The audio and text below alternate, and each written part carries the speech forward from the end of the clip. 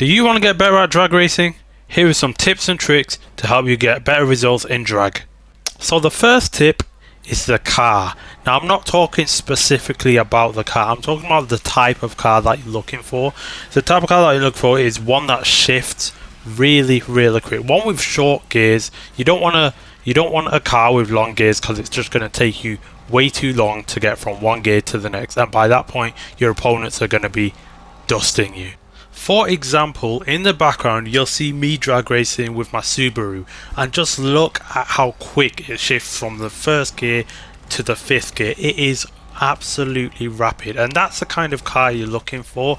You know, you don't want something that shifts really slowly from gear to gear. For example, I had a friend who he was using the S2000 and he was complaining about how long it took to get from one gear to the next, and that's just what you don't want.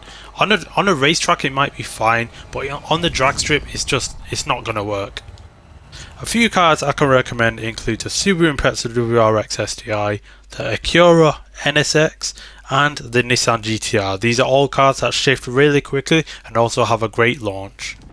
Speaking of launch, getting a good launch is key to a good performance in drag races. So getting the perfect launch is actually quite simple. So once you've done your burnout and everything, basically to get the perfect launch is when your car is glowing, so when it's got the outline around it, that's when you want to launch. That's a sweet spot, and that will get you the perfect launch. Going back to the burnout for a minute, getting a good burnout will set you up for a good performance. Now when you do the burnout, of course you want to hold the brake and you want to accelerate, and what you want is you want the needle to be in the green. That's the sweet spot when it says perfect temperature, and you want to try and keep it in there until the timer runs out, and that will give you 2 bars of boost when you start the race. And those 2 bars of boost will come in handy because within 2 perfect shifts you'll have the full 3 bars and you can just take off. The next tip I want to give is about the clutch. Now you want to make sure you have at least a gold clutch. Preferably you want the platinum clutch, the last one, elite, but at least a gold clutch you need, guys, for drag racing, because this will just allow you to shift so much quicker from one gear to the next. And if you've got a really bad clutch, like you've got bronze or silver, you'll just be shifting slow and you'll just be left behind in the dust by your opponents. That takes me on to my last point, which is getting the perfect shift.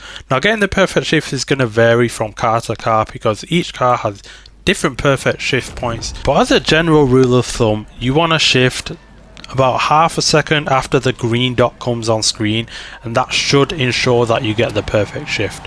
But like I said, this does vary car to car. Now hopefully these tips can help you get better at drag racing and help you get better results in drag racing. Let me know if they've helped you. Thank you so much for watching. I'll see you guys next time.